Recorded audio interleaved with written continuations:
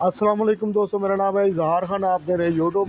तो जैसा कि ये वाटर टैंक देख रहे होंगे, तो इसको हम फिल कर रहे हैं। इसको सिस्टम लगाया है हमने। ये अब्जॉर्प्शन चिलर देख रहे हैं, तो इसमें हमने डी स्केलिंग करवानी है। जैसा कि सीज़न पूरा यूज़ होने के बाद इसमें जो ना स्केल जम जाती है अब्जॉर्बर में और कंडेंसर में, तो इसको हमने डी स्केल करने के लिए सिस्टम पूरा लगाया। और नीचे वाला फ्लांच और ऊपर वाला फ्लांच आप देख रहे होंगे, दोनों डेड कर दिए गए हैं। और इस तरह का ये पंप सिस्टम लगा के तो यहाँ से ये पानी सक्शन लेगा।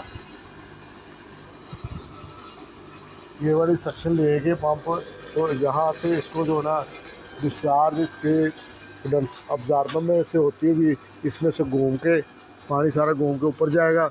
ऊपर वाले कंडेंसर से होता हुआ, जैसा कि आप टॉप में से देखेंगे, तो वहाँ से पानी जो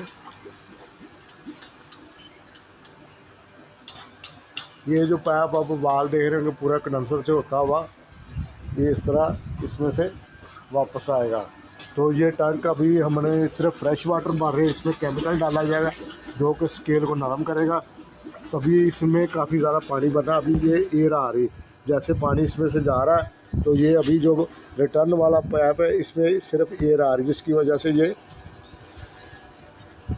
बन रहे हैं बबल।